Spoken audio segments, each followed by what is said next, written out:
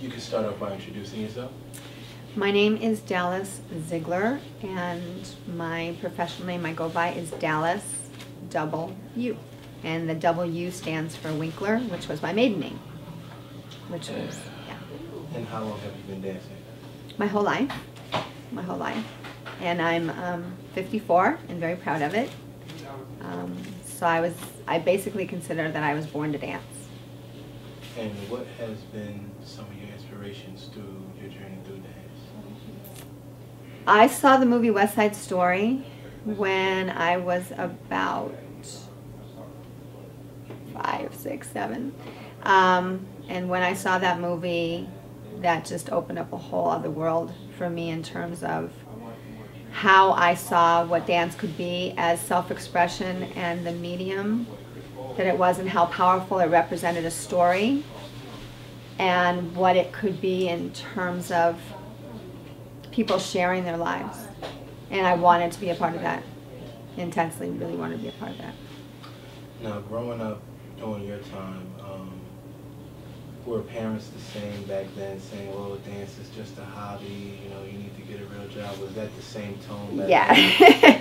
It's funny you should say that, because I was thinking about that recently. I'm a single mom with 2 kids and wanting to be an extraordinary provider, and looking to just getting a day job, and thinking about when I grew up and my mom said, well, yeah, you're a great dancer, but just to fall back on, why don't you get this other work? Yes.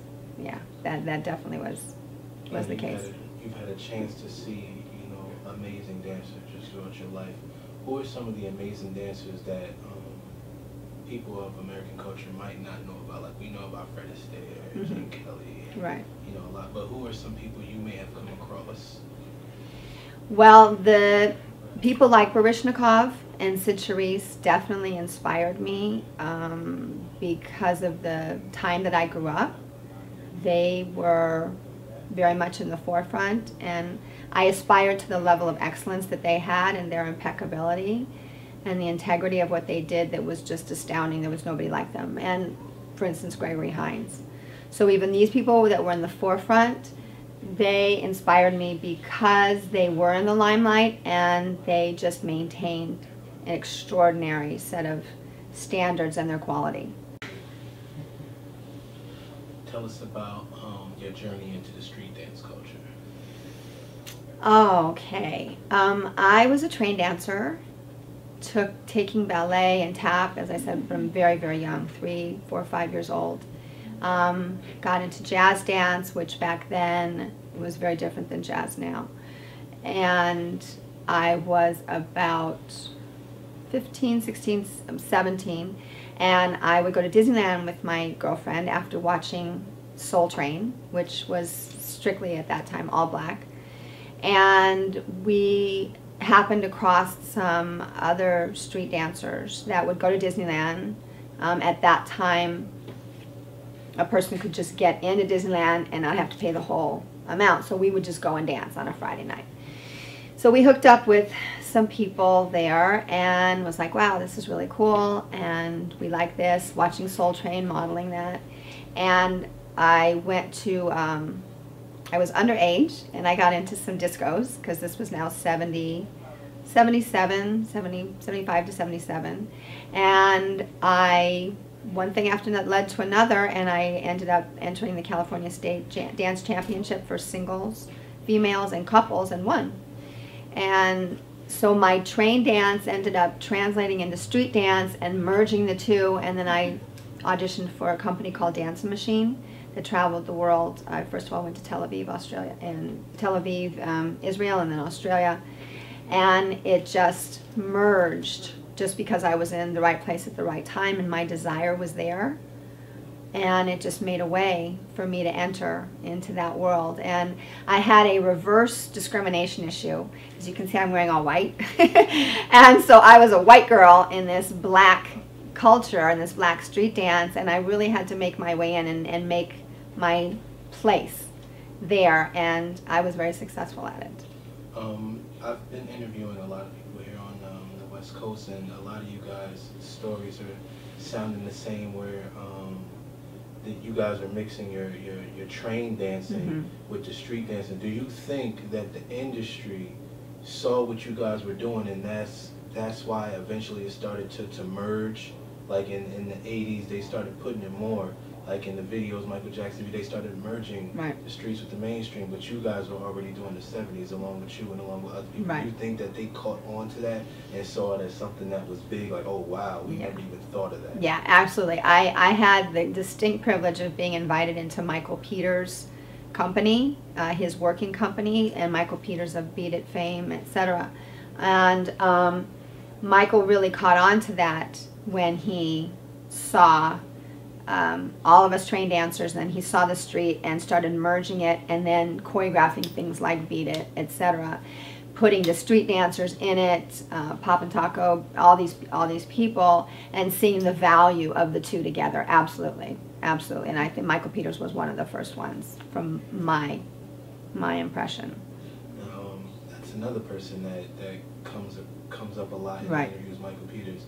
Why isn't there a lot of information out about this man? Probably because he was, even though he was a pioneer, there was a lot of ambiguity at the time. I mean, he choreographed Thriller, and trying to give certain people credit, and then other people wanted credit. So it's like the big question of who taught Michael Jackson how to moonwalk. Well, it was Cooley, but then other people take credit for that. So it was kind of this rush on who did what first.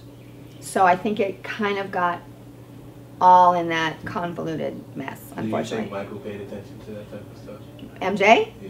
No. No. No. It was just something internal within the dance community. Yeah. And does Michael Peters' skill set, does that trump you guys? Was like he older than you guys? Was he doing his thing before you guys? Yes, he was taught by a man named Lester Wilson, who was a generation older than I was. So at the time, that was 1980 something, and so early 80s. So Michael was about maybe 10 years older than I was, and then Lester was even older than that.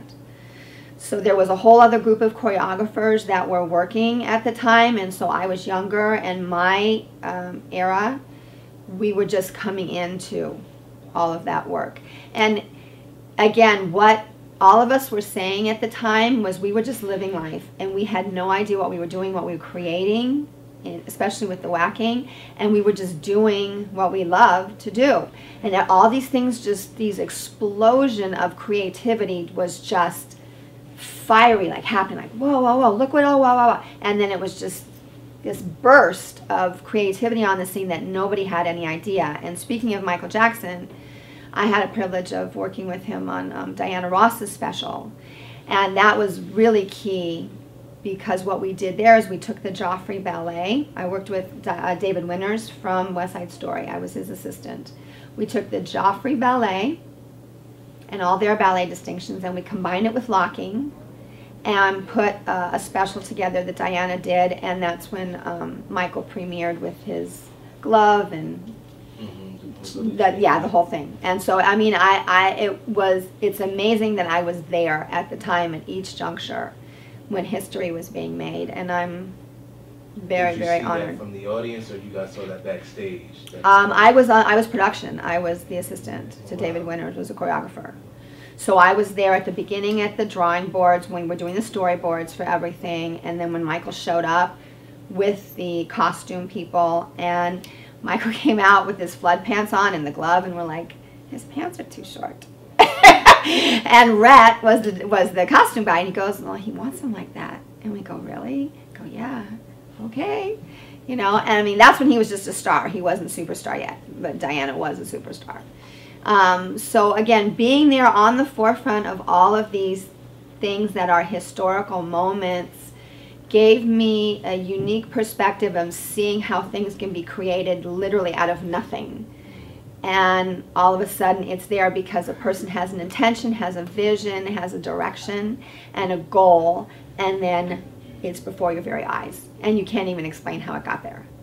So I have such respect for that process. And I'm recreating that even now in my life as I'm reinventing and transforming. One more quick question about Michael. Sure.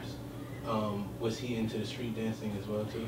Well, it's wild because he really was, I mean, he was all trained. And because of his, whether you want to say his gay propensity or whatever, and because whacking came out of the gay community, there was a proclivity to be available to what the street dance offered, and he was just wide open to it.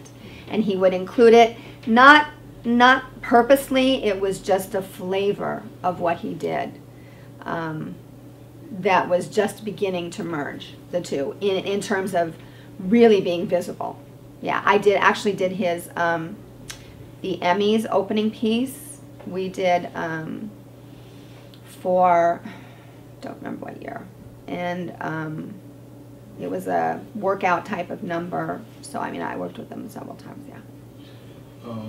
Now, nowadays, dancers have way more opportunities like these TV shows and these sponsorships and just different, competitions where they can express themselves and make money.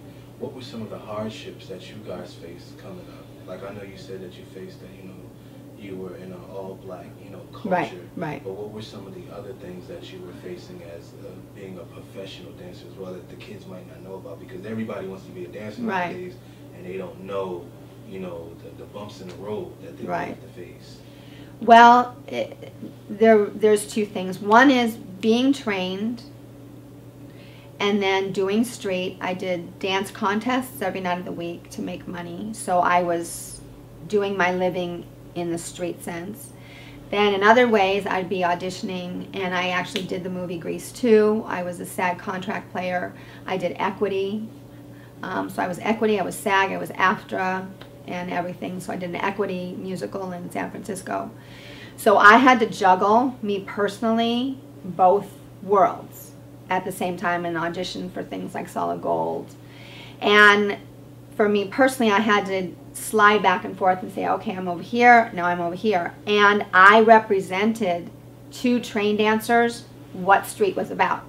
Because when they'd see me whacking, they're like, oh yeah, Dallas does that whacking thing. But they knew how trained I was. In terms of a general overall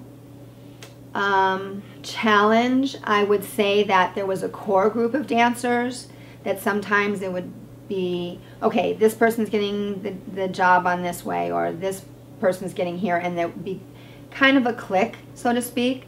The audition for Flashdance for a chorus line was so crazy. It was like 10, 12-hour days for these auditions, and there were regular dancers that worked.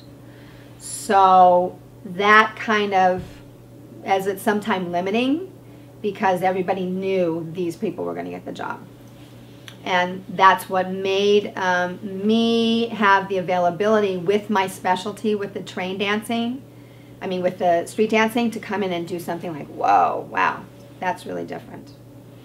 As a female dancer, how were you able to overcome the stigma of that was associated with the gay community and also racism during the 70s? Tell us about what that environment was like as a dancer. Were you guys able to work together, or was there separatism during those years?